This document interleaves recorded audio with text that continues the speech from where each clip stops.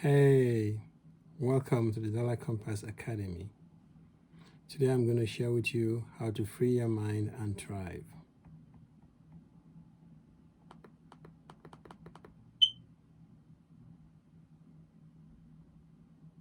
Today's quote is, "We are made wise not by the recollection of our past, but by the responsibility for our future."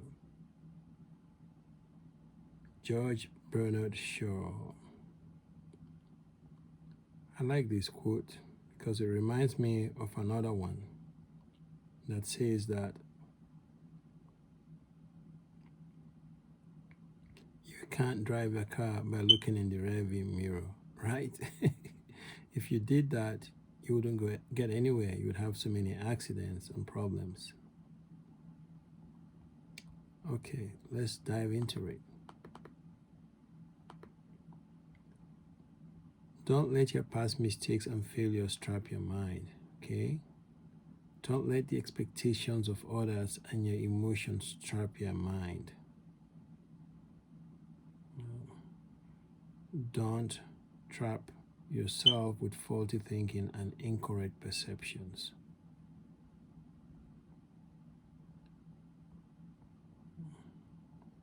How can we make sure we do this,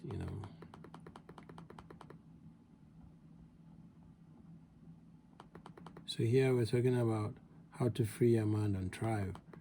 And the reason why I'm talking about, don't let your past mistakes and failures trap your mind is because it's one of the things that can really trap your mind. It's one of the things that can, prevent you from, not looking ahead, right? Sometimes you get worried about what people say. Sometimes you're disappointed, right, by their measure of you, like their own perception. You are surprised by it. It's not what you expected. Sometimes you're surprised by how people interpret an interaction. It could be between brother and sister. It could be between sister and sister, brother and brother, friends. It could be at work. It could be family, spouse, son and child.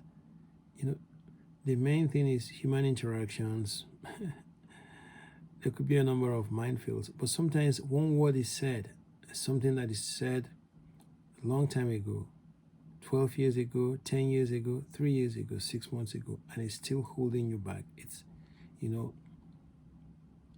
pulling you down. Why? Because you're giving it so much time and energy. That's why I say if you learn how to free your mind, you can learn how to free your mind and thrive by not looking at the past and allowing it to trap your mind. So the first step in the process, of freeing your mind so that you can thrive is to free yourself from the past. Well, that's exactly what I've been talking about. So hopefully you've learned some valuable lessons from the past. Unfortunately, we've also learned some incorrect information, and sometimes that's what holds us back. Maybe you went for an interview, you didn't do well. The next thing you know, you tell yourself you're not good at interviews. And anytime you have an opportunity for a job or something, you start thinking, I'm going to do badly. Just because you did badly once, it doesn't mean you're going to do badly next time. Even if you've done badly 3 times, it doesn't mean that. You have to go forward. You have to keep on trying. You have to, yes, that's how you get better, right? You just have to trust the process and keep going forward. You have to remember that the past exists to serve you and not to condemn you, right? Okay, if you have the warrior mindset, right, you learn from the mistakes you've made and you believe you're going to do better next time. But if you're looking backwards, you become so scared that you won't do what you need to do to get ahead, and that's a problem. So remember that if you focus on what you can do today to thrive based on the opportunities and resources you have, rather than what you have not done or what others said, or rather than on the opportunities you've missed, then you can really thrive. The second step is to make decisions without concern for what others think. Okay, Don't let what others think bug you. Don't let, so when you're dealing with others, right, their behavior towards you is colored by their personality and their perspective. I've said this before, and I say it a lot, but because it's true and it's a reality that we have to deal with a lot of times. Okay, the other person's perspective is going to affect you. It's going to affect how he or she sees you, and it's going to affect how they relate to you. It's going to affect what they say in certain situations. You shouldn't let that, don't let your worry about what someone would say. Don't let your worry about how they will interpret what you've said determine your behavior and actions. Because when it does, you're not going to get the results you deserve. You're going to hurt too much. You're going to be too worried about, oh, they're going to say this or say that. And you know what? You won't be your full self. You won't thrive. You do not allow your fear of what others think prevent you from making solution-based decisions. Ask yourself, this person is saying this, is saying that. How does that affect your potential outcome? How does that affect the solution? How does that affect the result you want? Examples. If you're trying to lose weight and you're in a setting where people are eating, drinking, cupcakes, ice creams, just celebrating something, right? People are going to say, hey, you never join us, you never do. What's your goal? You're watching what you eat, you're following a certain rule. If you, because of people, eat what you're not supposed to, your weight loss gain for that day or goal for that day will not be met. It's your own loss. It's your own health. It's your own well-being. But you can just simply say, oh, I pass. I'm sorry, I don't take this anymore. I can take something else, but this, no.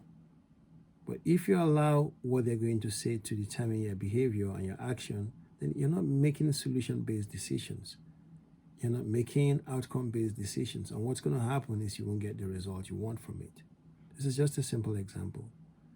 The same thing with if you want to get ahead, if you want to change, if you want to be more successful, your income, the same thing. You have to apply the same thing. What is the solution-based strategy or outcome that you want from a particular encounter?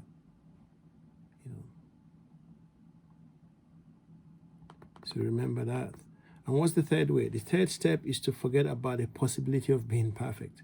None of us, no one is perfect. No one. Well, we can strive for it, but we're not, okay? You can't be perfect. You can't, Maybe you can strive for excellence. That is you in the sense that you strive to be the best that you can be at every time and in anything you do. But that doesn't mean you're going to get perfect results. That doesn't mean you won't make mistakes. So life is about dealing with the imperfect. Yes, it's about,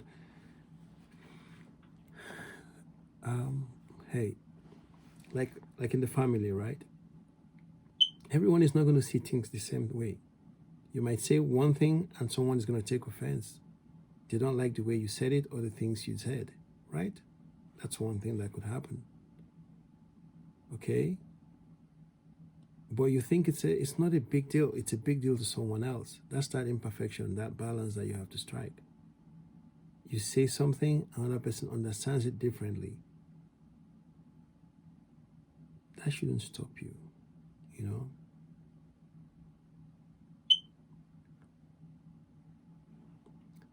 Your partner, boss, children, your physique, your health, your finances, the weather, these things are always constantly changing. They're never perfect. You want warm weather, well, it's cold today. You don't want it to rain, it starts raining. You want it to be all sunshine, it's not. You want it to have the rain, it's sunshine. You have to deal with the imperfect all the time. You're driving somewhere, someone cuts you off. You go to the grocery stores to buy something, someone cuts you off. You're listening on the radio, someone says what you don't like. What are you going to do? You get on your computer, you're in a hurry, it won't boot up. It won't start. Something's gone wrong. Right? What are you going to do?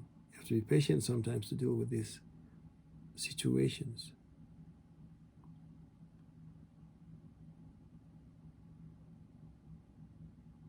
So part of what we need to do is to figure out how to manage the imperfections in our lives. How do you manage the imperfection in your life?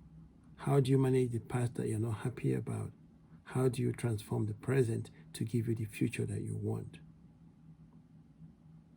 You have to step forward. You have to keep at it.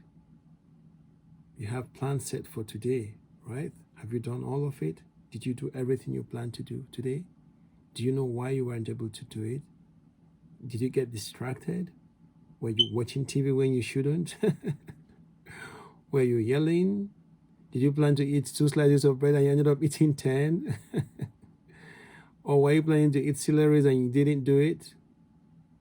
You know? Or did you promise yourself no fast food and you just did some fast food? Or you couldn't resist that cheese? Something, if you're talking about weight loss. I kind of talk about weight loss a little bit more than I do other things. Why? Because, relentless weight loss is part of optimal health. But consistent action, will get you the results that you desire. Inconsistent action will get you inconsistent results. And that's not going to lead you to the success that you want. Again, I try to remind you what we try to do at the Dollar Compass Academy is, achieving optimal health, self-mastery, and relentless improvement. Because these 3 keys are the things that if you take care of, you'll put yourself in a position to more consistently become the better version, or to become, the best version of yourself. Yes, that's what's going to get you there.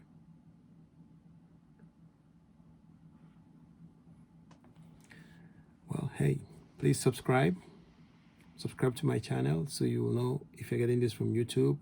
Next time I share a video. And if you're getting this from my blog, well, please leave a comment, right? Tell me what you think. And if there's another topic you want me to cover, please let me know, share it. I will be very happy to do that. Okay? Finally, I want to say you can learn about more tips and strategies for relentless self-mastery through the Dollar Compass Academy. Yep. You can get a copy of my Compass report where I share with you tips to ease your worried mind and be happy. And you can also learn about how you can develop more of the warrior mindset and other self-mastery strategies to achieve greater optimal health and thrive. Hey, finally, you know what you can do? You can sign up for the Dollar Compass Academy program today. Hey, if you're not already a member, please sign up. At the bottom, description for how to get the Compass report. And like I said, please leave comments. Thank you for sharing your time with me today. I'll see you next time.